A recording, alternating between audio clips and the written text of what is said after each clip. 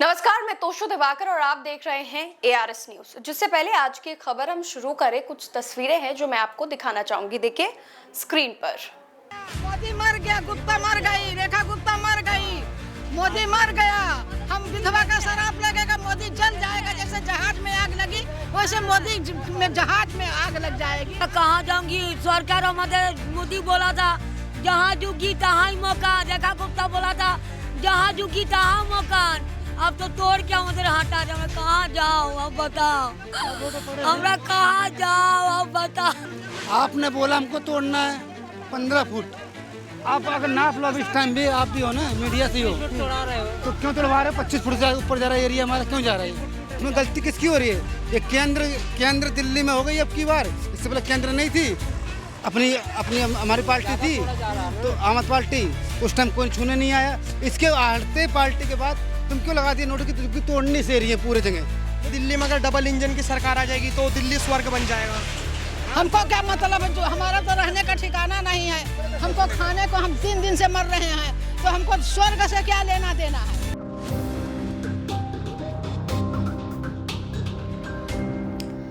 तो दिल्ली की रेल पटरियों के किनारे बसी हजारों झुग्गियां अब सिर्फ मलबा बन चुकी हैं।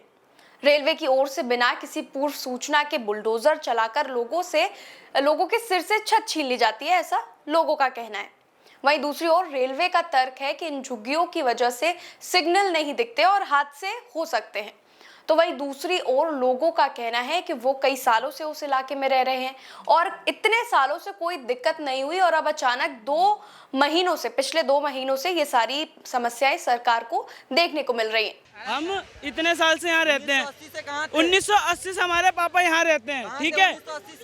राशन कार्ड यहाँ का बना हुआ है, सुनो, राशन कार्ड यहाँ का बना हुआ है, पहचान पत्र यहाँ का बना हुआ है, बिजली बिल यहाँ का आएगा है, अपना वोटर ID कार्ड यहाँ का है। और ये जब वोट होता है, वोट के लिए आते हैं, गली गली में घूमते हैं, तब अवैध नहीं रहता। इनके जीतने के बाद ये अवैध हो गया। लेकिन सवाल ये है कि क्या लोगों की जिंदगी यूं ही रौंदी जा सकती है? जहां कभी चूल्हा जलता था, बच्चे हंसते खेलते थे, अब वहां सिर्फ आंसू हैं और सवाल है। इन तस्वीरों को देखकर समझ आता है कि बेघर होना सिर्फ एक शब्द नहीं, ये एक पूरी जिंदगी का बिखर जाना है। लोगों का कहना है कि भाजपा ने कहा था कि जहां झुग्गी वहीं मकान, लेकिन अब लग रहा है कि जहां झुग्गी वहीं मैदान। यही मतलब था उनके वादों का, जो उन्होंने वोट से पहले किए थे, इलेक्शन से पहले किए थे। तो वहीं दूसरी ओर एक युवक कहता है कि अब पछतावा हो रहा है कि भाजपा को वोट दिया। केजरीवाल कम से कम हमसे मिलते थे, सुनते थे हमारी बात। बीजेपी के लोग वोट मांगने आते हैं और उसके अलावा वो नहीं आते हैं।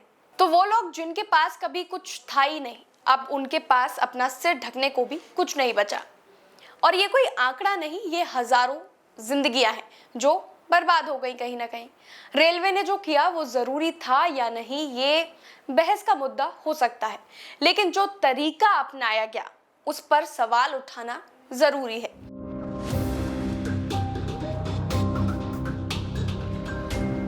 सरकारें आती हैं, जाती हैं, लेकिन अगर नागरिकों के जीवन को सम्मान नहीं मिलेगा तो विकास किसके लिए हो रहा है? ये सवाल है, ये जनता का सवाल है। और इसी सवाल के साथ हम आपसे इस वीडियो के लिए विदा लेते हैं। बने रहिए ARS न्यूज के साथ।